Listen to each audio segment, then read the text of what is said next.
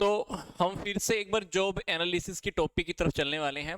Job analysis का topic reality में है क्या, ये टॉपिक मैं अब थोड़ा सा हिंदी में भी लेकर आया हूँ, बट हम इंग्लिश और हिंदी दोनों मिक्स लेके चलने वाले हैं। तो जॉब एनालिसिस क्या है? सिंपल सी बात है, ये कह रहा है कि ये एक मानव संसाधन प्रबंध का बोले तो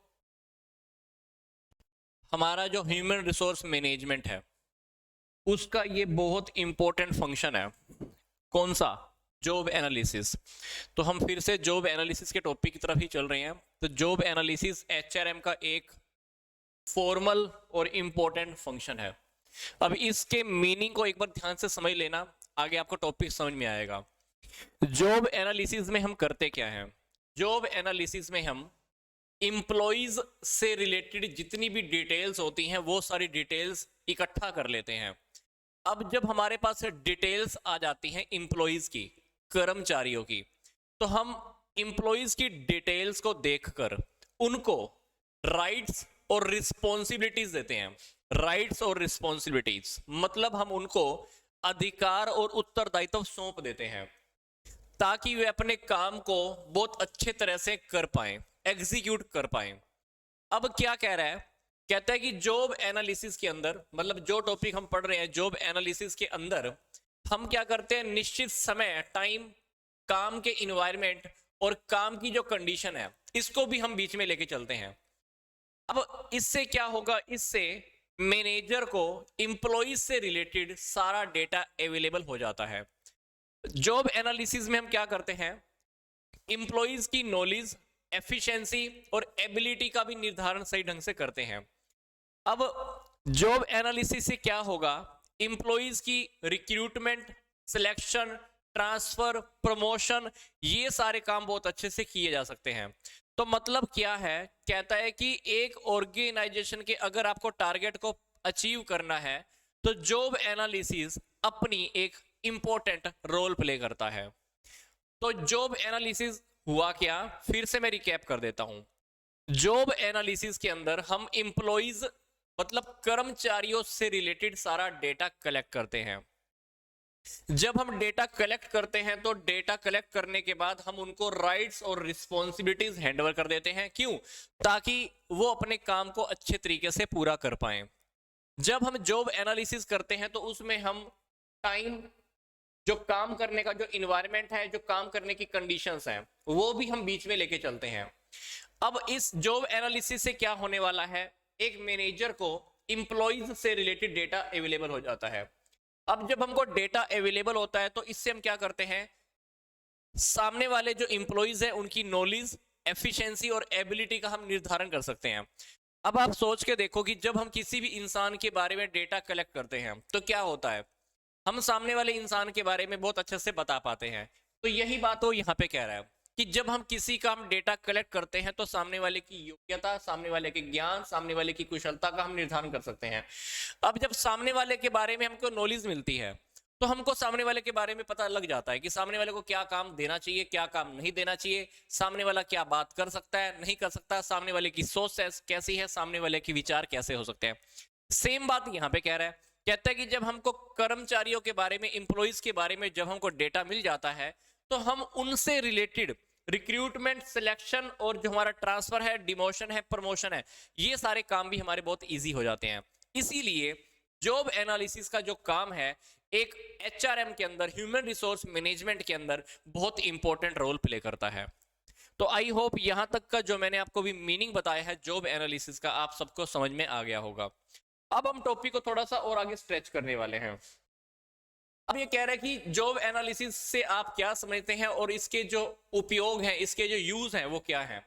हालांकि बातें हमने शॉर्टकट में कल देखी थी पर इसको हम थोड़ा सा डिटेल में लेके चलने वाले हैं। तो कहता है कि अगर किसी भी ऑर्गेनाइजेशन को अगर आपने सही ढंग से चलाना है तो संगठन में, किसी भी ऑर्गेनाइजेशन के अंदर काफी सारी प्रॉब्लम पैदा होती हैं, ये हमको पता है। किसी भी ऑर्गेनाइजेशन को जब हम चलाते हैं, किसी भी संस्था को जब हम चलाते हैं तो उसमें काफी सारी प्रॉब्लम्स पैदा होती हैं। अब प्रॉब्लम्स का समाधान करने के लिए, हम संस्था में, किसी ऑर्गेनाइजेशन के अंदर हम क्या करते हैं, जॉब का एनालिसिस करते हैं। तो जॉब का एनालिसिस करने से एम्प्लॉइज के किए गए कामों और उनके कर्तव्यों का, मतलब उनकी जो राइट है, रिस्पॉन्सिबिलिटी है, हम उसके बारे में सारा डिटेल्स में इंफॉर्मेशन कलेक्ट करते हैं। तो जॉब एनालिसिस के अंदर हम क्या करते हैं, किसी भी काम का बहुत डिटेल में स्टडी करते हैं। जॉब एनालिसिस के अंदर हम किसी भी काम का डिटेल में स्टडी करते हैं। जैसे काम को करने के लिए मशीनों का, कैसी मशीनों का प्रयोग किया जाए, कार्य व्यक्ति की योग्यता, कार्य व्यक्ति की योग्यता के अनुरूप है या नहीं है, कार्य के लिए न्यूनतम योग्यता क्या होनी चाहिए, काम किस तरह से होना चाहिए, काम किस तरह का है, और काम करने के लिए क्या क्या प्रक्रियाएं की जाएंगी, कौन कौन सी प्रोसेस की जाएगी। मतलब जॉब एनालिसिस के अंदर हम क्या करते हैं, किसी भी काम को करने के लिए काम से रिलेटेड बहुत गहरे तरीके से विचार विमर्श करते हैं, एनालिसिस करते हैं। काम क्या करना है, कौन करेगा, काम के ऊपर कौन सी मशीनें यूज करनी है, काम करने वाले व्यक्ति के अंदर कौन सी योग्यताएं होनी चाहिए, कौन कौन सी प्रक्रियाएं की जाएंगी, ये सारी बातें हम डिटेल में स्टडी कर लेते हैं। तो कह रहा है कि जॉब एनालिसिस के अंदर मैनेजर्स के द्वारा काम का जो डिटेल स्टडी है वो इस प्रकार किया जाता है, जैसे एक डॉक्टर इंसान की बॉडी का एनालिसिस करता है। जिस तरह से हम डॉक्टर के पास जाते हैं, डॉक्टर क्या करता है, हमारा बहुत अच्छे से चेकिंग करता है। तो वही बात हमको यहां पे कह रहा है कि जॉब एनालिसिस के अंदर हम क्या करते हैं, बहुत ध्यान से हर काम की डिटेल में इंफॉर्मेशन कलेक्ट करते हैं। तो ये है हमारा जॉब एनालिसिस। तो जॉब एनालिसिस के बेस पर हम एम्प्लॉइज का रिक्रूटमेंट, सिलेक्शन, ट्रेनिंग, प्रमोशन, ये सारे काम करते हैं। तो कहता है कि जब तक किसी भी काम का पूरी तरह से एनालिसिस नहीं हो सकता, जब तक हम किसी भी काम का एनालिसिस बहुत अच्छे से नहीं करते, तब तक हम योग्य कर्मचारियों की पहचान नहीं कर सकते। और इस प्रकार ये बिल्कुल क्लियर हो जाता है कि जॉब एनालिसिस द्वारा किसी भी ऑर्गेनाइजेशन के लिए योग्य कर्मचारियों का चुनाव किया जा सकता है। इसीलिए आजकल हर ऑर्गेनाइजेशन के अंदर जॉब एनालिसिस की प्रक्रिया, जॉब एनालिसिस का जो प्रोसेस है वो फॉलो किया जाता है। मतलब अगर आप सामने वाले के बारे में डिटेल में इंफॉर्मेशन नहीं लेते हो, तो आप उसके साथ ऐसा समझ लो, प्रमोशन, डिमोशन, उसको ऊपर वाली लेवल पे बिठाना है, उसको कैसा काम देना है, ये आप डिसाइड भी नहीं कर पाते हो। जैसे किसी इंसान ने शादी करनी है, तो आप क्या करते हो ना, सामने वाले के बारे में डिटेल्स इकट्ठी करते हो। क्यों करते हो? क्योंकि उसके बारे में आपको, उसके साथ आपको पूरी जिंदगी बितानी है। तो वैसा ही यहाँ पर जॉब एनालिसिस के अंदर है। तो जॉब एनालिसिस जब हम करते हैं तो हमको बिल्कुल क्लियर हो जाता है सामने वाले के बारे में, सामने वाले को प्रमोशन देना है, नहीं देना है, सामने वाले को सैलरी इंक्रीज करनी है, नहीं करनी है। तो ये सारी बातें हमको जॉब एनालिसिस में ही समझाई जाती है। और लास्ट में क्या कह रहा है, कहते हैं कि हर ऑर्गेनाइजेशन के अंदर जॉब एनालिसिस आजकल बहुत इंपॉर्टेंट रोल प्ले कर रहा है। होंगे मीनिंग के अंदर हमने क्या देखा कि जब हम जॉब एनालिसिस करते हैं तो हमको पता चल जाता है रिक्रूटमेंट के बारे में, सिलेक्शन के बारे में, प्रमोशन के बारे में, ट्रांसफर के बारे में, सामने वाले की काम करने की क्या दशाएं हैं, संस्था का क्या इन्वायरमेंट है, कौन सी मशीन यूज करनी है, सामने वाले के अंदर एबिलिटी क्या है, सामने वाले को कौन सा काम दिया जाए। तो जॉब एनालिसिस करने से हमारे कहीं ना कहीं बहुत सारे फायदे होते हैं। जॉब एनालिसिस को हम कभी जगह पर यूज कर सकते हैं। तो जॉब एनालिसिस क्या करना है, जॉब एनालिसिस के अंदर सिंपल सी बात है, सबसे पहली बात होती है कि ह्यूमन रिसोर्स प्लानिंग। ये बात बिल्कुल क्लियर है कि जब आप एम्प्लॉइज के बारे में सारी डिटेल्स कलेक्ट कर लेते हो तो आप ह्यूमन रिसोर्स प्लानिंग बहुत अच्छे से कर सकते हो। मतलब एम्प्लॉइज कितने चाहिए, कितने होने चाहिए, एम्प्लॉइज ज्यादा तो नहीं है, कम तो नहीं है, एम्प्लॉइज कहाँ से हम रिक्रूट कर सकते हैं, कहाँ से सिलेक्शन कर सकते हैं, ये सारी बातें कहाँ पे आती थी, प्लानिंग के अंदर आती थी। तो सबसे पहला काम जो हमारा पूरा हो जाएगा वो हो जाएगा ह्यूमन रिसोर्स प्लानिंग। तो ह्यूमन रिसोर्स प्लानिंग के अंदर हम फ्यूचर के लिए बहुत अच्छे से सोच सकते हैं। तो फ्यूचर के लिए हम योग्य और कुशल कर्मचारियों को उपलब्ध करवा सकते हैं। तो जॉब एनालिसिस का काम हमारा पूरा हो जाएगा। जॉब एनालिसिस का जब हम काम पूरा करते हैं तो कहीं ना कहीं हमें ह्यूमन रिसोर्स प्लानिंग का काम भी हमारा पूरा हो जाता है। और इसी तरह से हमें यह भी पता चल जाता है कि रिक्रूटमेंट कैसे करनी है, कितने एम्प्लॉइज हमें जरूरत होंगे, उसका क्या स्ट्रक्चर होगा, ऑर्गेनाइजेशन के अंदर top level, middle level, lower level कैसा होगा, इस पर कितने कितने लोगों की जरूरत है, किसमें क्या क्या क्वालिटी होगी, हम लोगों को फर्म की ओर अट्रैक्ट कैसे करेंगे, लोग हमारी फर्म में एप्लीकेशन, जो नौकरी के लिए एप्लीकेशन कैसे लगाने वाले हैं, ये सारी बातें हमारे लिए इजी हो जाती है जब हम जॉब एनालिसिस कर लेते हैं। तो जॉब एनालिसिस का जो सेकंड यूज है वो कहाँ है, रिक्रूटमेंट में है। इसी तरह से जॉब एनालिसिस से हमें सिलेक्शन के बारे में भी पता चल जाता है, क्योंकि जब हम डिटेल्स में इंफॉर्मेशन कलेक्ट कर लेते हैं तो सिलेक्शन करना बहुत इजी हो जाता है। हमको ये पता चल जाता है कि कौन सी काबिलियत वाला, किस इंसान में कौन सी एफिशिएंसी हो जो हमारी कंपनी के लिए जरूरी हो। तो इस प्रकार की लोगों को मैं बहुत जल्दी से सिलेक्शन में ले सकता हूं। तो सिलेक्शन करना बहुत इजी हो जाता है। जब आप जॉब एनालिसिस करते हो तो प्लानिंग तो आप कर ही लेते हो, रिक्रूटमेंट भी कर लेते हो। तो उसमें से जब बहुत सारे लोग फॉर्म भर देंगे तो अब मैं क्या करूंगा, जिन लोगों की मुझे जरूरत है उन लोगों को मैं फर्म के लिए क्या कर लूंगा, सिलेक्ट कर लूंगा। तो सिलेक्शन का काम करना बहुत इजी हो जाता है। सिलेक्शन के बाद जब आप जॉब एनालिसिस करते हो तो जॉब एनालिसिस से आप सामने वालों की वेजेस और मजदूरी ये भी डिसाइड कर सकते हो। क्योंकि मान लो आप एक कंपनी चला रहे हो, कंपनी चलाते चलाते जब आप सामने वाले के बारे में डिटेल हासिल कर लेते हो, सामने वाले बंदे में क्या काबिलियत है, काम अच्छे से कर रहा है नहीं कर रहा है, तो उसी के अकॉर्डिंग आप सामने वाले की मजदूरी या वेतन या कह लीजिए सैलरी एंड वेजेस भी डिसाइड कर सकते हो। तो सैलरी एंड वेजेस का काम भी आपका बहुत आसान हो जाता है। पहले से जो कर्मचारी काम कर रहे हैं उनके लिए भी बहुत आसान हो जाता है, और जो नए कर्मचारी आपकी फर्म में आने वाले हैं उनकी भी वेजेस एंड सैलरी का डिसीजन आप बहुत अच्छे से ले सकते हो। अगली बात है प्रशिक्षण, ट्रेनिंग की बात तो सिंपल सी है। जब आपने जॉब एनालिसिस कर लिया तो हर इंसान के बारे में आपने डिटेल में इंफॉर्मेशन कलेक्ट कर ली। अब आपको सामने वाले के बारे में यह भी पता चल गया कि भाई इसको काम की ट्रेनिंग देने की जरूरत है क्या नहीं है। तो डेफिनेटली जब आप जॉब एनालिसिस करोगे तो सामने वाले के बारे में आपने गहरे तरीके से सोचा है, पूरी डिटेल में इंफॉर्मेशन आपके पास आ गई है। अब आपको यह भी पता बहुत आसानी से लग जाएगा कि सामने वाले को ट्रेनिंग की जरूरत है या नहीं है। तो ट्रेनिंग वाला काम भी हमारा बहुत आसानी से पूरा हो जाता है। कैसे? जॉब एनालिसिस की हेल्प से। इसी तरह से जो हमारा नेक्स्ट पॉइंट है दैट इज जॉब मेथड।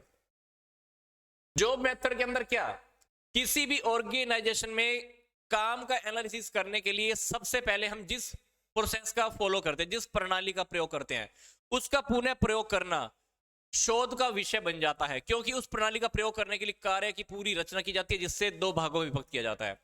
मतलब हमारे पास जॉब मेथड भी हमारे पास आ जाता है। मतलब जॉब एनालिसिस करते हुए मैंने जिस मेथड को यूज किया वो मेथड आप दोबारा यूज भी कर सकते हो। वो कैसे काम आएगा? पहली बात तो आपको ये काम आएगा हमारा इंडस्ट्रियल काम के अंदर। मतलब इंडस्ट्रियल के अंदर हम क्या करते हैं, किसी भी चीज का बहुत अच्छे से स्टडी करते हैं, मोशन स्टडी करते हैं, काम को सिंप्लीफाई करते हैं, काम में सुधार भी करते हैं। ये सारी बातें हो गई जो हमारी इंडस्ट्री को लेकर है, औद्योगिक काम को लेकर है। अगर आप इंसानों की बात करें तो इंसानों से रिलेटेड आप फिजिकल, मेंटली, इमोशनल या मनोवैज्ञानिक क्षमता का अध्ययन किया जाता है। मतलब आप सामने वाले के बारे में पूरा डिटेल में इंफॉर्मेशन कलेक्ट कर लेते हो। तो जॉब एनालिसिस से तो कहीं ना कहीं हमारी अपनी इंडस्ट्री की प्रॉब्लम भी सोल्व हो जाती है और सामने वाले की डिटेल्स के अंदर हमको इंफॉर्मेशन भी मिल जाती है। अब फर्म की बात करूं तो फर्म के बारे में हमको क्या पता चलता है, कार्य करने की जो विधि है उसका एनालिसिस आपको हो जाता है। फिर काम करने के टाइम पर कितनी स्पीड लगती है, कितने मोशन यूज करते हो, हमारा काम सिंप्लीफाई हो जाता है, काम करने में हमारा सुधार भी हो जाता है। क्योंकि जब आप जॉब एनालिसिस करते हो ना तो कहीं ना कहीं आप इंप्लॉइज की इंफॉर्मेशन तो कलेक्ट कर ही रहे हो, फर्म की इंफॉर्मेशन भी आपको कलेक्ट हो रही है। तो फर्म की काफी सारी चीजों में तो सुधार हो ही जाता है, सामने वाले के बारे में भी आपको फिजिकल, मेंटली और इमोशनल इन सारी एबिलिटीज के बारे में भी आपको पता चल जाता है। अगला पॉइंट है हमारे पास जॉब का इन्वायरमेंट। जॉब इन्वायरमेंट के अंदर क्या आ रहा है, ध्यान से देखना। जॉब इन्वायरमेंट में आपको कह रहा है कि जब आप जॉब एनालिसिस करते हो तो आपको इंप्लॉइज की कमियों का, इंप्लॉइज काम करते करते कहां पे प्रॉब्लम क्रिएट करते हैं, इंप्लॉइज में क्या कमियां हैं, ये कमियां भी आपको पता चल जाती हैं। ये कमियां कभी कभी ऐसा हो सकती है कि काम करने वाले इन्वायरमेंट के कारण उत्पन्न होती हो। अब मान लो हमारी फर्म के अंदर जहां पर इंप्लॉइज काम कर रहे हैं वो वहां पर पोल्यूशन ज्यादा है, प्रदूषण ज्यादा होता है, सांस लेने की हवा अच्छी नहीं है, पीने का पानी अच्छा नहीं है। क्या होगा, आपको क्या लगता है, इंप्लॉइज ढंग से काम कर पाएंगे, पूरी पूरी कार्यकुशलता से काम कर पाएंगे? नहीं कर पाएंगे। तो कहीं ना कहीं हमें इन्वायरमेंट के अकॉर्डिंग इंप्लॉइज की कमियों का भी पता चल जाता है। तो कह रहे हैं कि ये कमियां इन्वायरमेंट के अकॉर्डिंग भी पैदा हो सकती हैं। तो इसलिए मैनेजर्स के द्वारा काम करने का जो इन्वायरमेंट है ना उसको बदलने का प्रयत्न किया जाता है। तो अगर हमको लग रहा है ना कि ये वातावरण ठीक नहीं है, तो वातावरण को हम चेंज करने का एफर्ट करने वाले हैं। तो इससे इंप्लॉइज की कार्य के प्रति रुचि बढ़ जाती है, वे योग्यता और कुशलता से कार्य करते हैं। तो कार्य वातावरण अनुकूल होने से व्यवसायिक दुर्घटनाओं को भी कम किया जा सकता है। मतलब इन्वायरमेंट अगर हमारा ओके है तो इंप्लॉइज बहुत अच्छे से काम करने वाले हैं, मन लगा के काम करने वाले हैं, पूरी योग्यता से पूरी कुशलता से काम करने वाले हैं, और जो दुर्घटनाएं है ना, हमारी दुर्घटनाएं भी नहीं होने वाली। तो इस पॉइंट में क्या कह रहा है, कह रहा है कि कभी कभी जो इंप्लॉइज में कमियां होती हैं वो इन्वायरमेंट की वजह से भी होती है। अब इन्वायरमेंट में जो कमियां हैं वो कौन दूर करेगा, मैनेजर दूर करेगा। अब जब मैनेजर उन कमियों को दूर कर देगा तो इंप्लॉइज बहुत अच्छे से काम करने वाले हैं, दुर्घटनाएं होने से बच जाएंगी और सामने वाले की क्षमता में भी सुधार होने वाला है। ये था हमारा 7वां यूज, किसका, जॉब एनालिसिस का। तो जब हम जॉब एनालिसिस करते हैं तो इंप्लॉइज की कमियों के बारे में भी पता चल जाता है, और हमारा काम करने का इन्वायरमेंट कहां पे गलत चल रहा है इसके बारे में भी हमको डिटेल में पता चल जाता है। इसी तरह से अगर आपको सामने वाले के काम की मूल्यांकन करना है तो मूल्यांकन भी हो जाता है। तो सामने वाले के काम में मूल्यांकन हो जाता है, सामने वाले की योग्यता पता चल जाती है, सामने वाले ने काम जिस अकॉर्डिंग कहा था सामने वाला उस अकॉर्डिंग काम कर रहा है नहीं कर रहा है, तो ये सारी बातें हमको पता चल जाती हैं। तो परफॉर्मेंस अप्रेजल भी कहीं ना कहीं हमारा हो जाता है। तो ये था हमारा लास्ट पॉइंट, जिसके अंदर हमने क्या देखा, इन पॉइंट्स के अंदर हमने क्या देखा कि जॉब एनालिसिस के क्या यूज हैं। जॉब एनालिसिस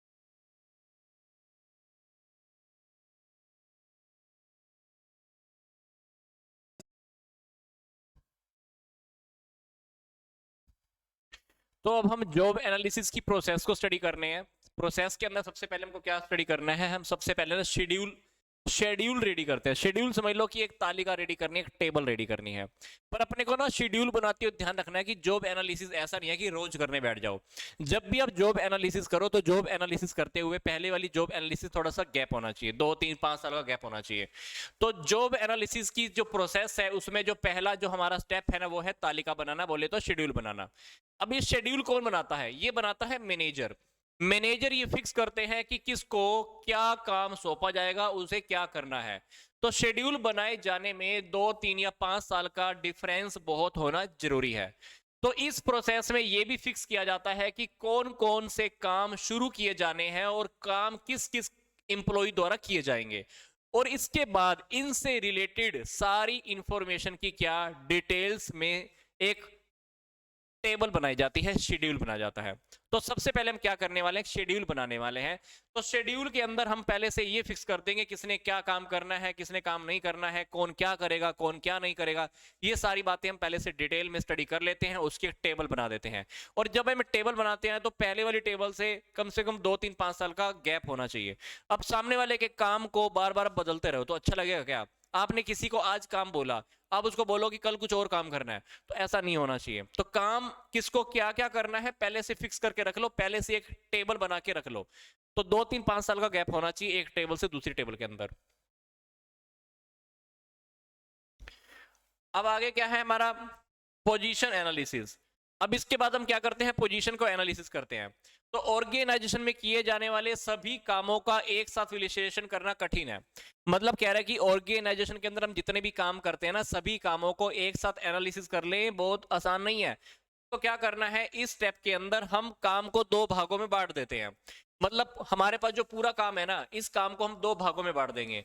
पहला भाग तो है जॉब से रिलेटेड, काम से रिलेटेड इंफॉर्मेशन कलेक्ट करेंगे। फिर दूसरा एम्प्लॉइज से रिलेटेड इंफॉर्मेशन कलेक्ट करेंगे। तो एक यहाँ पे क्या कह रहा था कि जब आपको डिटेल्स कलेक्ट करनी है तो सारी डिटेल्स आप एक ही बारी में कलेक्ट नहीं कर सकते, इसलिए सारी बातों को आप 2 पार्ट्स में डिवाइड कर दो। पहली बात तो है काम से रिलेटेड इंफॉर्मेशन, जॉब से रिलेटेड।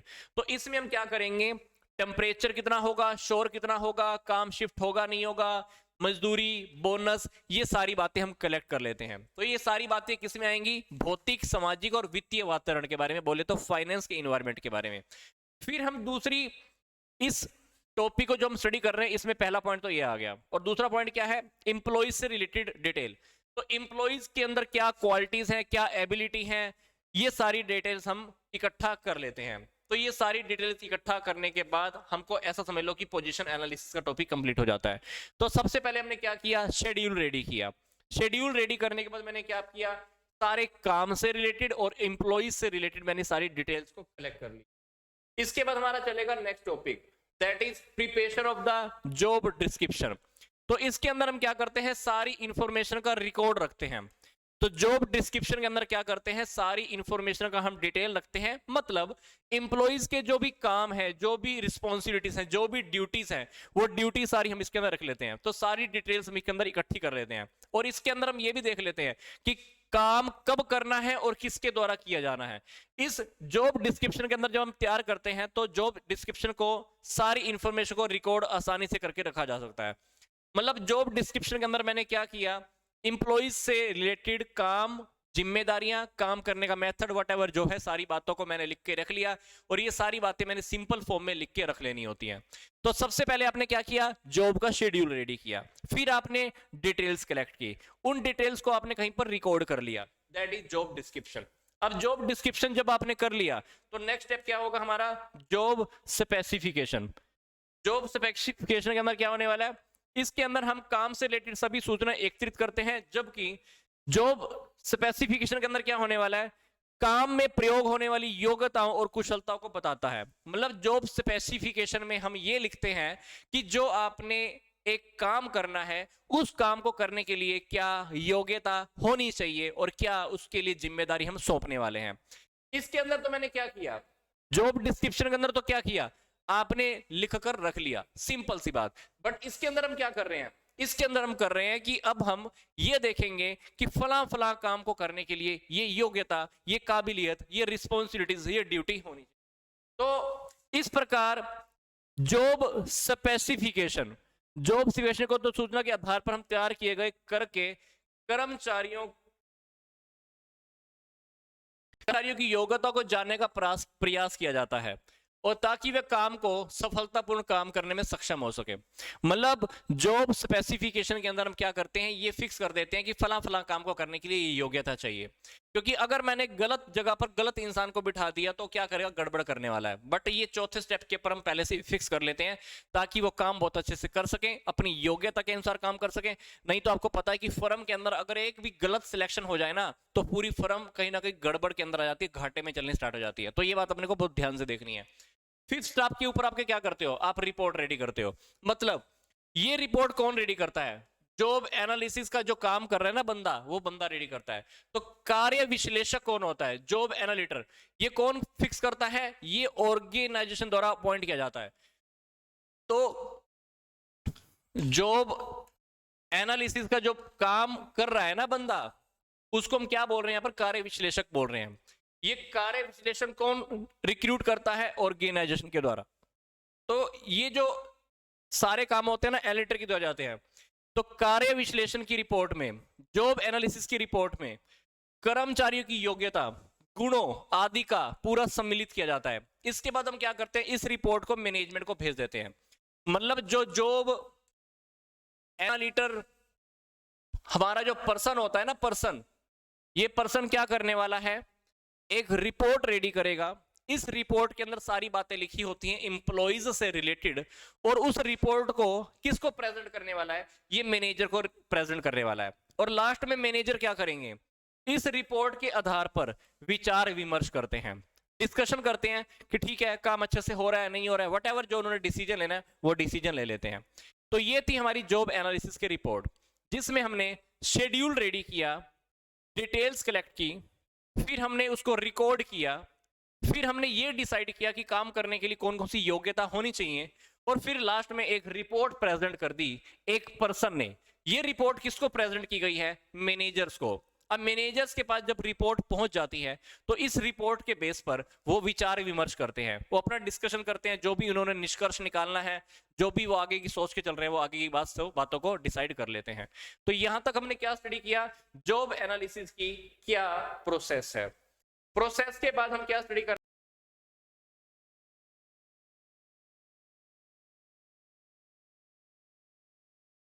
या कौन से फैक्टर है। ऐसा लगा लो कि जॉब एनालिसिस के अंदर कौन कौन सी चीजें हमारी यूज होती है, ऐसा लगा लो। तो सबसे पहली बात जो हमारे सामने आ रही है, दैट इज जॉब आइडेंटिफिकेशन। तो इसके अंदर हम क्या लिखते हैं, मेन टाइटल लिखते हैं, कोड नंबर होते हैं, मशीनों के बारे में संख्या, नंबर, ही सारी बातें लिखी होती हैं। इसी तरह से हम क्या लिखते हैं, need of material and machine for the job. इसके अंदर हम क्या लिखते हैं, काम करने के लिए प्रयोग की जाने वाली मटेरियल, मशीनें और जो सामग्री होती है, मटेरियल और मशीनें, उन सारी की जानकारी हम इसमें इकट्ठी करते हैं। ये टॉपिक हमारा कौन सा स्टार्ट हुआ है, जॉब एनालिसिस के कौन कौन से एलिमेंट्स हैं। तो एलिमेंट्स के अंदर मैंने पहली बात कौन सी बताई, जॉब आइडेंटिफिकेशन, और दूसरी बात मैंने क्या बताई आपको, डिस्क्रिप्शन की जॉब।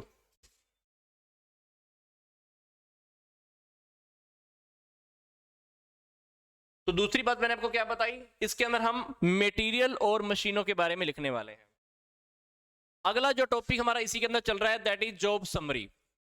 जॉब समरी के अंदर हम क्या लिखने वाले हैं, इसके अंदर हम एम्प्लॉइज से दूसरी कुछ इंफॉर्मेशन कलेक्ट करते हैं और एम्प्लॉइज अपने सही तरीके से काम को सही ढंग से कर पाते हैं और इससे फर्म के जो उद्देश्य हैं बहुत आसानी से पूरे हो पाते हैं। तो जॉब समरी के अंदर एम्प्लॉइज से रिलेटेड डेटा को कलेक्ट किया जाता है जिससे वो अपने काम को बहुत अच्छे से पूरा करते हैं और फर्म का जो टारगेट है वो आसानी से पूरा हो सकता है। और अगला एलिमेंट है हमारा जॉब के आवर्स। जब आप जॉब एनालिसिस करते हो तो आपको जॉब आवर्स भी लिखने होते हैं कि कर्मचारी दिन में काम करेंगे, रात में काम करेंगे, एक्स्ट्रा काम करेंगे, नहीं करेंगे, कितना करेंगे, कितने घंटे काम करेंगे। तो ये सारी बातें यहाँ पे लिखी होती हैं। तो ये सारी बातें हम पहले से डिसाइड कर लेते हैं। फिर अगली बात है हमारा duties and responsibilities of workers. ये बात मैं आपको पहले से बता चुका हूं। जॉब एनालिसिस के अंदर हम पहले से ही एम्प्लॉइज की ड्यूटीज और रिस्पॉन्सिबिलिटीज को फिक्स कर देते हैं। क्यों करते हैं, ताकि वो अपनी पूरी लगन और मेहनत से काम करें और अपनी जिम्मेदारियों को निभाते रहें और अपनी जिम्मेदारियों से वो काम करते रहे। इससे क्या होता है, जो मैनेजर होते हैं उनका काम भार कम हो जाता है और वो अपना काम और भी बेहतर तरीके से कर सकते हैं। For example, top management, middle management, lower level management, अगर टॉप लेवल मैनेजमेंट सारे अधिकार, सारी रिस्पॉन्सिबिलिटीज खुद लेकर बैठी रहे तो क्या होगा, इनका काम हल्का हो पाएगा, नहीं हो पाएगा। तो ये अपने अधिकार, राइट्स, रिस्पॉन्सिबिलिटीज आगे किसको हैंडओवर कर देते हैं, मिडिल लेवल को, ये आगे। तो ये जब बहुत सारे कामों में से मैक्सिमम काम जब हम नीचे हैंडओवर कर देते हैं तो इनका काम हल्का हो जाता है। फिर ये अपना ध्यान कुछ और कामों की तरफ भी लगा सकते हैं। यही बात वो यहाँ पे बोल रहा है, कहता है कि जब हम इंप्लॉइज को राइट्स एंड रिस्पॉन्सिबिलिटीज दे देते हैं तो मैनेजर्स का जो कार्यभार होता है वो कम हो जाता है, तो वो अपना ध्यान कुछ और कामों की तरफ भी लगा सकते हैं। फॉर एग्जाम्पल, घर में कोई भी प्रोग्राम है, अब सारे काम आप अकेले करते रहें तो कभी कभी हम पजल हो जाते हैं। आप क्या करते हो, एक दो काम, पांच चार जो इंपॉर्टेंट काम होते हैं ना, जो आपको पता होते हैं कि काम सिर्फ मैं ही कर सकता हूं, तो वो काम तो आप अपने पास रख लेते हो। बाकी जो काम होते हैं आप लोगों में डिवाइड कर देते हो। तो इससे क्या होता है, एक तो काम बहुत आसानी से जल्दी हो जाता है। फिर आपने सिर्फ 4-5 काम रखे अपने पास, अब इसके साथ साथ आप कुछ और चीजों के ऊपर भी फोकस कर पाते हो। तो यही बात वो यहाँ पे बोल रहा है कि इंप्लॉइज को जब हम राइट्स एंड रिस्पॉन्सिबिलिटीज देते हैं तो मैनेजर्स का कार्यभार कम हो जाता है और वो अपना ध्यान कुछ और कामों की तरफ भी लगा सकते हैं। अगली बात है, जॉब एनालिसिस से हम क्या करते हैं, सारी जो हमारा जो नेक्स्ट एलिमेंट है that is condition related to work. तो काम करने से रिलेटेड सारी कंडीशंस है वो सारी भी इसमें आती हैं, जैसे वातावरण, काम की दशाएं, पीने का पानी, सुविधाएं, ये सारी बातें भी हमारी एलिमेंट्स के अंदर आने वाली हैं। फिर है हमारा क्वालिफिकेशन। जॉब एनालिसिस के अंदर मैनेजर्स को एम्प्लॉइज से रिलेटेड जितनी भी एबिलिटी है, सारी नॉलेज उससे हो जाती है और उसी के अकॉर्डिंग उसको काम सौंपते हैं, उसी से अकॉर्डिंग उसको राइट, रिस्पॉन्सिबिलिटीज और जिम्मेदारियां भी उनको स्पष्ट किया जा सकता है। मतलब जब हमको सामने वाले की एबिलिटी के बारे में पता चल जाता है तो हम सामने वाले को उसी के अकॉर्डिंग राइट, रिस्पॉन्सिबिलिटीज बिल्कुल क्लियर कर देते हैं कि भाई तेरा ये काम होगा, तेरे को ये जिम्मेदारी अब दी जा रही है। इसी तरह से जो नेक्स्ट एलिमेंट है वो है सुपरविजन। ये भी जॉब एनालिसिस में होते हैं। तो संस्था के अंदर कुछ काम ऐसे होते हैं जिनमें कम एनालिसिस की, सुपरविजन की जरूरत होती है, पर कुछ काम ऐसे होते हैं जिनमें हमें सुपरविजन बहुत ज्यादा करना पड़ता है। तो जॉब एनालिसिस से हम क्या करते हैं, निरीक्षण की बोले तो सुपरविजन की आवश्यकता को भी स्पष्ट कर दिया जाता है। मतलब जब आप जॉब एनालिसिस करते हो तो आपको बिल्कुल क्लियर हो जाएगा कि आपको सुपरविजन ज्यादा करना है या कम करना है। फॉर एग्जाम्पल, कहीं पर बहुत अच्छी सिटी है, बहुत बड़ी सिटी है, सब पढ़े लिखे लोग हैं, वहां पे एग्जाम सेंटर बना हुआ है, एग्जाम सेंटर बना हुआ है और आपको पहले से पता है भाई यहाँ पे लोग बहुत सूधे हैं, नकल नुकल नहीं करते हैं, तो वहां पर आपको सुपरविजन कम करना पड़ेगा, निगरानी कम रखनी पड़ेगी। अब अपने हरियाणा में आ जाओ, अब हरियाणा में हर जगह पे आपको पता है कि मैक्सिमम जगह पे स्कूल्स के अंदर, स्पेशली हरियाणा बोर्ड के स्कूल्स के अंदर नकल ज्यादा चलती है, तो आप क्या करोगे? बहुत ज्यादा सुपरविजन करने वाले हो। तो जॉब एनालिसिस करने से आपको बात बिल्कुल क्लियर हो जाती है, सुपरविजन कहां पे ज्यादा करना है, कहां पे कम करना है। तो ये सारी बातें आपको जॉब एनालिसिस में क्लियर हो जाती हैं। तो अभी तक हमने क्या स्टडी किया? जॉब एनालिसिस के हमने एलिमेंट्स स्टडी कर लिए। तो जॉब एनालिसिस करने से कार्यों की अध्ययन की प्रक्रिया है जिससे कर्मचारियों को काम से संबंधित अनेक सूचनाएं प्राप्त होती है, जिसके परिणाम स्वरूप हम अपने उद्देश्यों को बहुत आसानी से पूरा कर पाते हैं। मतलब जॉब एनालिसिस क्या है? रियलिटी में एक प्रोसेस है जिसपे हम सामने वालों की इंफॉर्मेशन कलेक्ट कर लेते हैं, जिसके आधार पर हम सामने वाले को राइट्स और रिस्पॉन्सिबिलिटीज देते हैं, काम सौंपते हैं।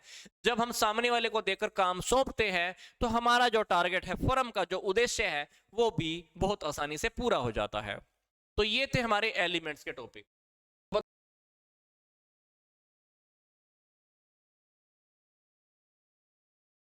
एनालिसिस करना चाहते हैं तो जॉब एनालिसिस हम कैसे कैसे कर सकते हैं?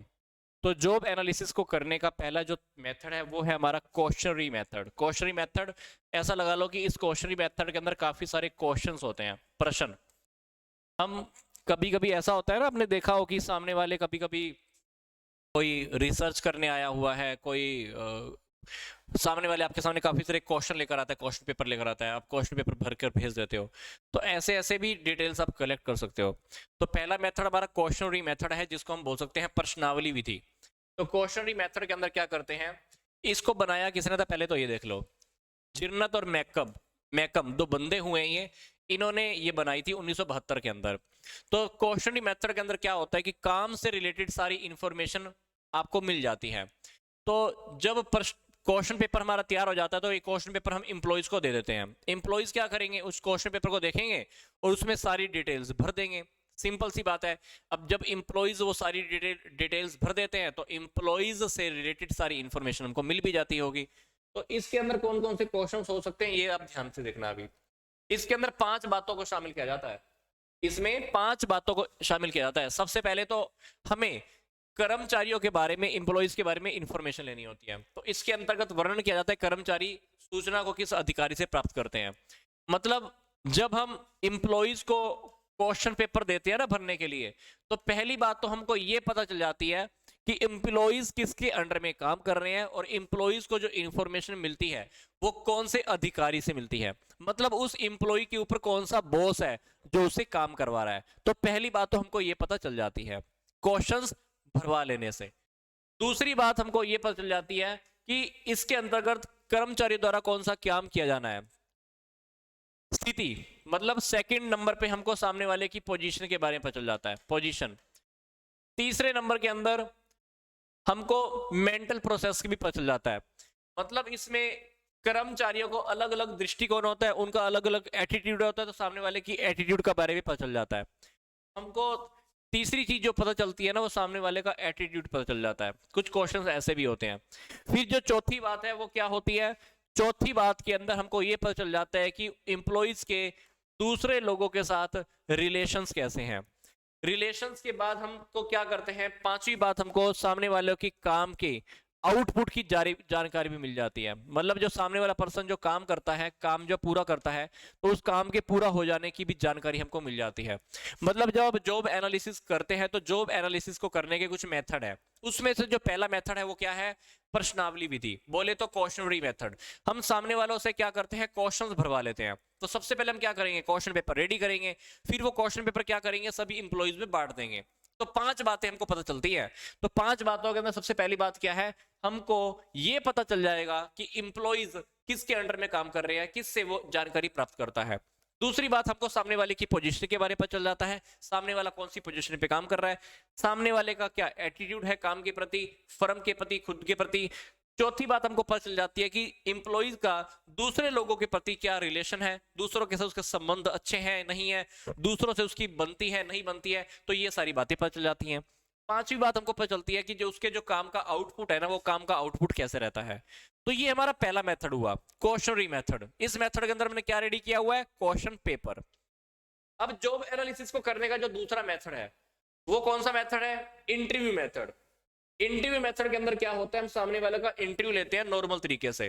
तो नॉर्मल तरीके से जब भी हम इंटरव्यू लेते हैं तो इंटरव्यू लेने का पहली बात तो हमारे पास टाइम अच्छा खासा होना चाहिए, फ्री टाइम होना चाहिए।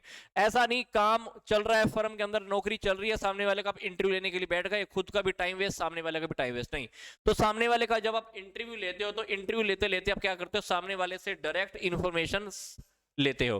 तो सामने वाले की एबिलिटी के बारे में, सामने वाले का इंटरेस्ट, सामने वाले का क्या एक्सपीरियंस है, ये सारी बातें आपको पता चल जाती हैं।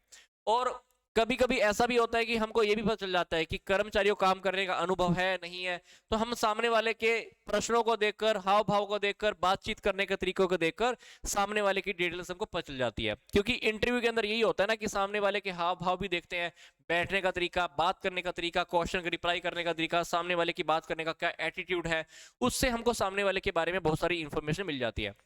इंटरव्यू के अंदर हम काफी सारे क्वेश्चन कर सकते हैं। जब हम क्वेश्चंस करते हैं तो सामने वाले की योग्यता के बारे में, सामने वाले की एबिलिटी के बारे में हमको पता चल जाता है। अब जब हम इंटरव्यू लेंगे तो इंटरव्यू लेते हुए हमको छोटी सी बात ध्यान रखनी है। छोटी छोटी बातें क्या है, इंटरव्यू लेते हुए हमको ये ध्यान रखना है कि सामने वाले को पता होना चाहिए कि हम इंटरव्यू क्यों ले रहे हैं। तो इंटरव्यू का रीजन बिल्कुल क्लियर होना चाहिए। इंटरव्यू जब भी आप लो तो आपको जगह और खाली समय में करना है। इंटरव्यू लेते हुए आपको क्या करना है, उसी इंप्लॉइज के बारे में इंफॉर्मेशन प्राप्त कर लेनी चाहिए। इंटरव्यू जब आप लोगे तो इंप्लॉई का उसमें रुचि लेना बहुत जरूरी है, सामने वाले की उसमें इंटरेस्ट होना चाहिए। दूसरी बात ये क्या कह रहा है कि जब भी आप इंटरव्यू लो तो सामने वाले इंप्लॉइज को ये आप मोटिवेट करो कि वो अपने बारे में बात करे, अपने काम के बारे में भी बात करे। फिर जॉब एनालिसिस द्वारा आप उद्देश्यों की पूर्ति हेतु कर्मचारियों से सभी अनुकूल प्रश्न पूछे जाने।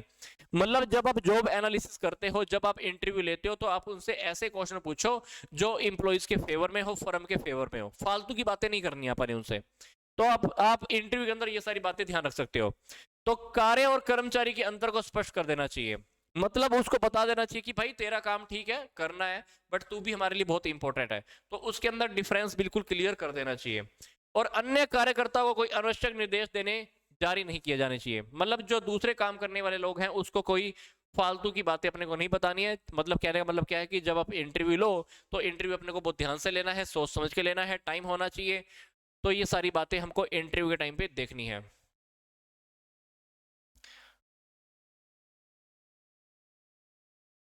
हाँ, सामने face to face question put कर सकते हैं।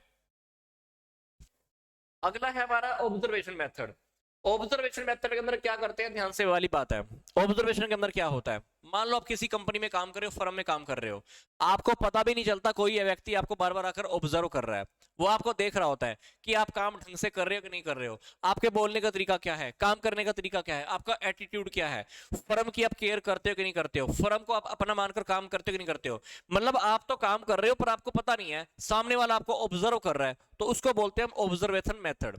तो जॉब एनालिसिस को करने का जो हमारा थर्ड मेथड है दैट इज ऑब्जर्वेशन मेथड। तो ऑब्जर्वेशन मेथड के अंदर क्या होता है, सामने वाले इंप्लॉइज के हम काम को काम के दौरान ही आप ऑब्जर्व करते हो। मतलब सामने वाला इंप्लॉइज काम कर रहे होंगे, उसको इस बात का पता नहीं है, पर फिर भी आप सामने वाले के काम को अवलोकन कर रहे हो, ऑब्जर्व कर रहे हो। तो सामने वाले के बारे में आपको इंफॉर्मेशन मिल जाती है। पर कभी कभी ऐसा होता है कि फर्मों के अंदर आपको ऑब्जर्वेशन मेथड भी यूज करना पड़ता है और इंटरव्यू मेथड भी यूज करना पड़ता है। तो ऑब्जर्वेशन के बारे में मैंने आपको मोटी मोटी बात बता दी है कि सामने वाले काम कर रहे हैं और सामने वाले को आपको पता भी नहीं है और आप ध्यान से उसको ऑब्जर्व कर रहे हैं, तो that is observation method. Observation method में भी आपको सामने वाले की योग्यता का, काबिलियत का कहीं ना कहीं पता चली जाता है। तो मैं आपको फिर से बोल रहा हूं, बट कुछ कंपनियां, कुछ फर्में ऐसी होती है जो ऑब्जर्वेशन मेथड और इंटरव्यू मेथड दोनों को एक साथ भी अपनाती हैं। फिर जॉब एनालिसिस को करने का जो चौथा मेथड है that is record method. Record method के अंदर हम क्या करते हैं, रिकॉर्ड मेथड को हम एक कार्य पुस्तक विधि भी कहते हैं। इस मेथड में क्या होता है, इंप्लॉइज से रिलेटेड जितनी भी इंफॉर्मेशन होती है ना, वो पर्सोनल डिपार्टमेंट के पास होती है। किसके पास, पर्सोनल डिपार्टमेंट। पर्सोनल डिपार्टमेंट के पास डिटेल होती है, इंप्लॉइज से पास्ट की रिलेटेड सारी फाइल होती हैं। तो इसमें कार्य अध्ययन, समय अध्ययन, गति अध्ययन बोले तो motion study, time study, work study, ये सारी इंफॉर्मेशन होती है। तो ये सारी स्टडी करके भी आप सामने वालों के बारे में एनालिसिस कर सकते हो, रिकॉर्ड्स को आप छानबीन कर सकते हो। तो इसके अंदर हमने क्या किया, इंप्लॉइज के पहले से ही रिकॉर्ड रखे हुए हैं, वो रिकॉर्ड आपने पर्सनल डिपार्टमेंट से मंगवा लिए, उस डिपार्टमेंट के पास सारे रिकॉर्ड हैं जिसके अंदर सारी बातें लिखी हुई हैं इंप्लॉइज से रिलेटेड। तो ये आप यूज कर सकते हो चारों के चारों मेथड। कौन से, जॉब एनालिसिस को लेकर। तो जॉब एनालिसिस का जो पहला मेथड था वो मेथड कौन सा था, क्वेश्चंस पूछकर। दूसरा मेथड इंटरव्यू मेथड। तीसरा मेथड आप ऑब्जर्वेशन मेथड यूज कर सकते हो, अवलोकन कर सकते हो, काम के दौरान आप उनकी चेकिंग कर सकते हो। और जो चौथा मेथड है वो कौन सा है, रिकॉर्ड मेथड। पहले से जो इंप्लॉइज के रिकॉर्ड रखे हुए हैं वो रिकॉर्ड आप मंगवा लो, किससे, पर्सनल डिपार्टमेंट से। वो सारी बातें आपको इंप्लॉइज से रिलेटेड आपको बता देगा। तो ये चार मेथड मैंने आपको बताए हैं जॉब एनालिसिस को